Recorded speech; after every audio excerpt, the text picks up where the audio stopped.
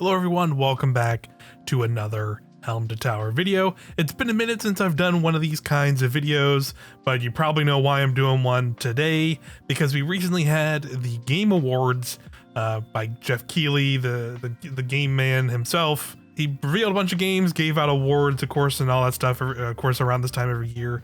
It happens. This year in particular was a pretty big one though. A lot of big reveals, a lot of big new announcements for games. So I thought I'd shout them out here, some of my favorite ones, some of the ones that interested me as in terms of like the stuff I cover here on the channel. And I thought it'd be fun to cover and share with you here.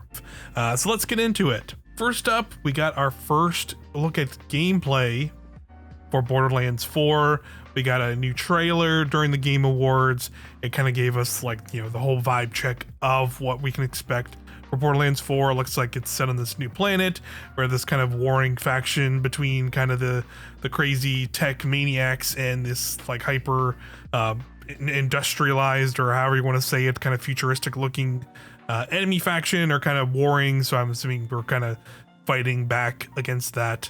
So from what I've seen in some of the previews and things that have came out, also there's some interviews that also came out alongside this reveal during the Game Awards with some various outlets, and it sounds pretty like a pretty big step up from the previous games. Although admittedly, I'll say I did not play much Borderlands 3, or what was the other one, Tiny Tina's Wonderlands. I may jump back into one of those now that we know Borderlands 4 is coming, to kind of get the vibes of where Borderlands is at these days.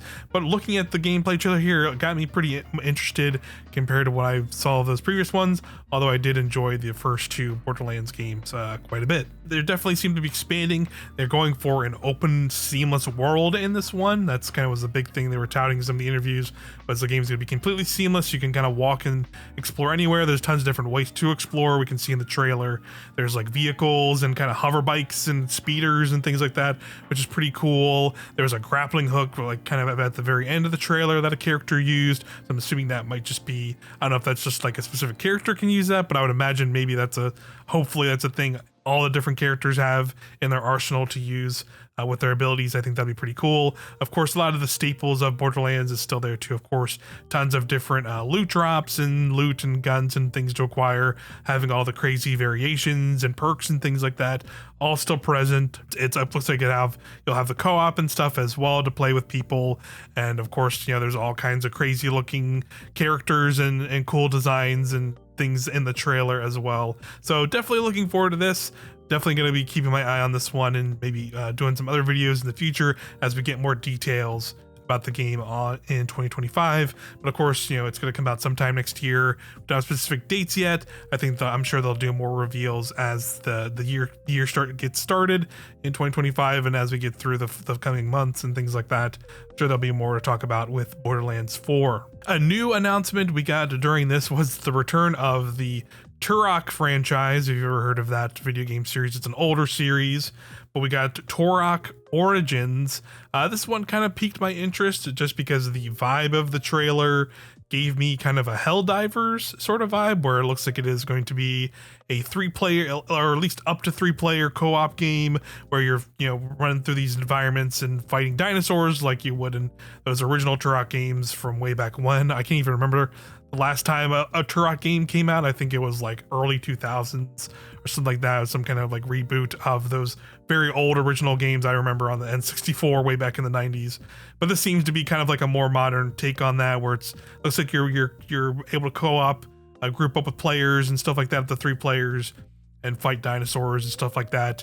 So I wasn't sure because we just got a brief snippet, and I tried looking around at some like the Steam page and the website that they put out when this got announced, and it didn't give too much more details than that. So it's hard to tell if it's like maybe more like a single player focused RPG, or it looked more co-op to me. Just like the gameplay, like I said, the gameplay vibes in general gave me a lot of Helldivers vibes in terms of like you're grouping up with folks and just fighting dinosaurs instead of aliens or bugs or whatever you would in Helldivers. And of course, in some more fantasy, you're using kind of like these cool like sci-fi powers and things like that in the trailers and stuff too. So that's very interesting. So we'll just have to see. I'm sure it was slated for 2025, I believe, or sometime next year. So we'll just have to see. I'm sure we'll get more details at some point and figure out what exactly the stats game is, but that's at least the vibe I got for it, and it got my interest peaked.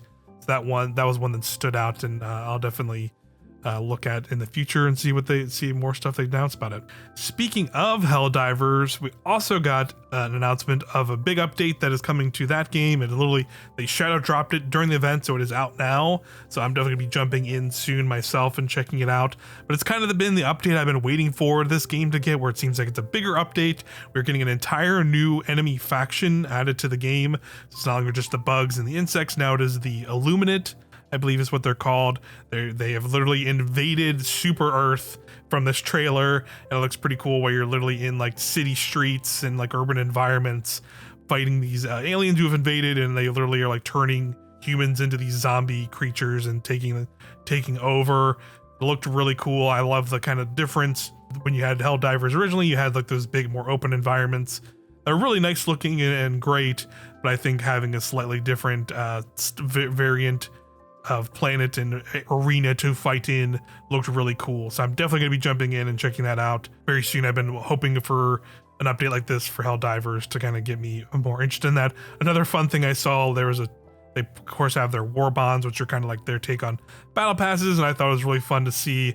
There's a melee weapon called like a stun baton, and it straight up looks like the Destiny glaive, where it like makes like you make like a portable shield out of it or something, or maybe that's like a different thing. I wasn't sure. It's just at least how it looked in the trailer, which I thought was really fun and a cool thing to see in Helldivers, was like a cool melee weapon. That was really neat. So yeah, cool update all around for Helldivers, and it's out now. You can jump in now on PlayStation or PC and check that stuff out now. I probably will also do a follow-up video specifically on that stuff, maybe in the coming weeks when I get the time to jump in and try some of it myself. Really fun stuff. Another big one, which I think everybody was very surprised by, especially myself, was the reveal of Elden Ring Nightreign. This is a co-op roguelite kind of spin-off of Elden Ring. I'll just go ahead and read some of the details we got from it. And I read through IGN, got a big preview of it and talked about it, and I'll read some of their words here as well that I think sound very intriguing for me personally as a fan of Elden Ring, but also like co-op games and roguelike games. It is a standalone co-op spin-off set in a world parallel to Elden Ring. The game will let players team up with up to 2 friends and explore a condensed map of Elden Ring's Limgrave area, which will be infested with random enemies and structures at the start of each session. After checking out some previews, this sounds like a different take on a Souls game, of course. Instead of creating characters, you're choosing preset characters to explore this kind of randomized like roguelite world. And then you are also going to be set on a 3-day cycle where basically each day you're able to explore this kind of randomized map, take out enemies, like upgrade your characters, find like weapons and other things like that. And at the end of the day, a big major boss is going to spawn, and you need to take down that boss to continue progressing like through the days and through like a run essentially. So definitely a different style for Elden Ring, right? We've never, obviously, and Souls games in general, this is from Soft, and like I will say, like, for me, I was never a really big Souls guy up until Elden Ring, and then I really fell in love with Elden Ring, playing by like 250 hours of that and the DLC from earlier this year, Shadow of the Erdtree. Really fell in love with this, so this like looks right up my alley as a fan of Elden Ring specifically, and of course, co-op games, action roguelike games that are going for this kind of like co-op and experience with other players. It's right up my alley. Super stoked for it, and we don't have to wait long. It is also coming out now in 2025. 2025 is absolutely stacked for games this year.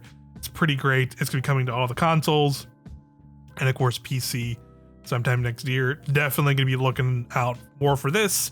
Definitely going to be looking at this on the channel when it comes out, and other updates we get on it throughout next year. Very excited for this one. Those are those are kind of my biggest standouts overall for the kind of games I cover here on the channel. There definitely were some other cool things, like of course, like if you're a Warframe fan, Warframe 1999 is like out now. They revealed that during the show. Like I'm basically, as I'm recording this video, I'm pretty sure you can just jump in and start playing that now.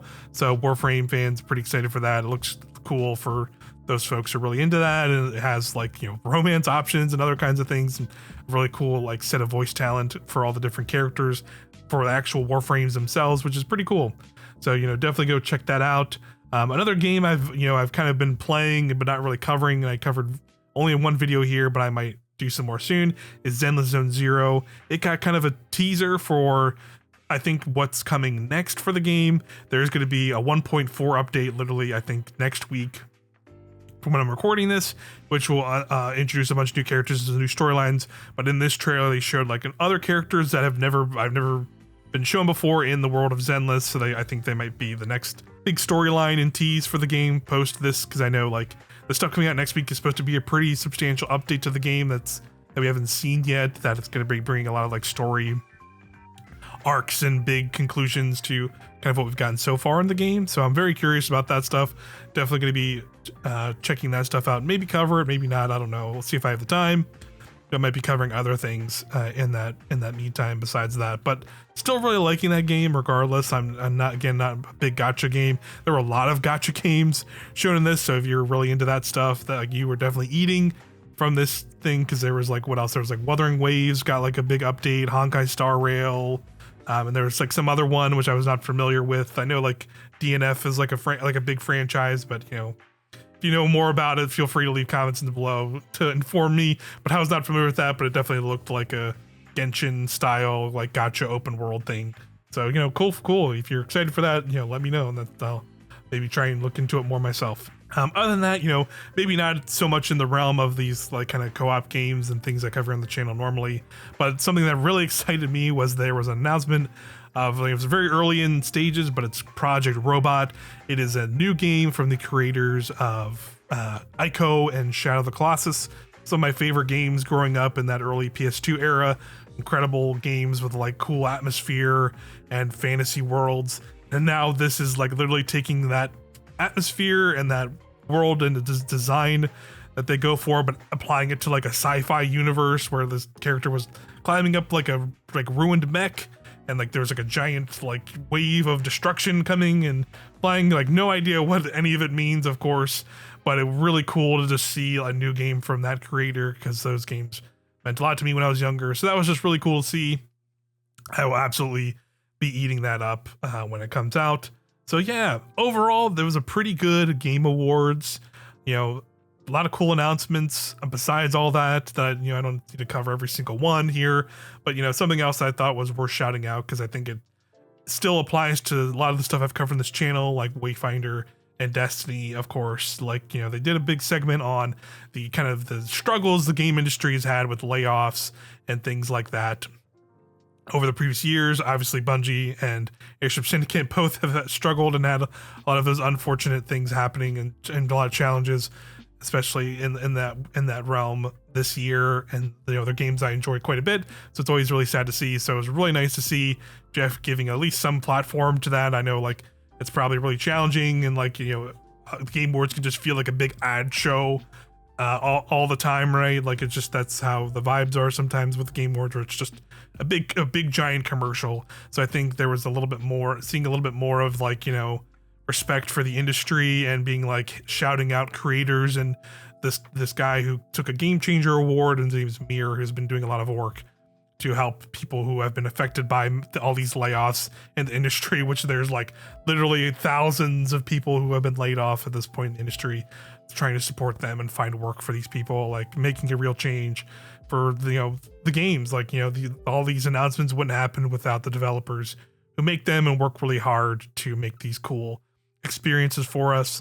So that was really nice to see. So definitely have to give a shout out here and Jeff Keighley for doing that, because, you know, maybe it's a little late. I would personally say that, and some people would probably agree, but you know, at least we got it here, and I think it was a nice thing in there. So overall, a pretty solid show. I agree with a lot of the sentiment I've seen on social media that this was definitely one of the best Game Awards I've seen in recent memory.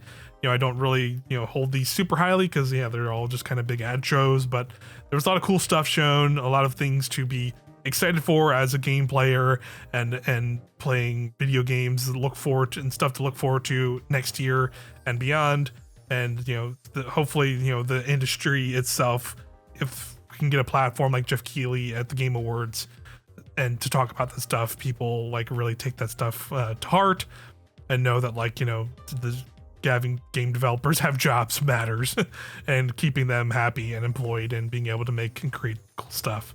So, you know, solid show all around. And, you know, yeah, I'll probably gonna do like a similar video like this pretty soon, kind of like a part 2, I guess. But that'll be focused not on stuff that was really here on the Game Awards, but games I'm really looking forward to coming next year. There's a lot of other really awesome stuff that is like in this similar vein. Like I can be quickly off the top of my head. There's Monster Hunter Wilds, like literally like not even like a month or 2 away. There's a FBC Firebreak, which I haven't talked on the channel much yet, but it's set in the Control and Remedy universe, which is this franchise I love, like Control and Alan Wake and stuff like that. And this is like a co-op game for first-person shooter set in that universe. Looks really cool from what they showed of it briefly last year. So really stoked for that, and that's out sometime this year, I believe, as well. So, you know, I'll cover that more in detail in another video I'll do pretty soon, Summer to List, kind of shouting out some games I'm excited for in 2025. That's gonna do it for now. Thanks everybody. Let me know if there was stuff you were excited about, like any of these updates I mentioned, or maybe stuff I didn't. Feel free to leave a comment below about what got you excited for from the Game Awards this year, or, you know, stuff you're excited for in 2025. But yeah, thanks everybody, and I'll see you in the next video.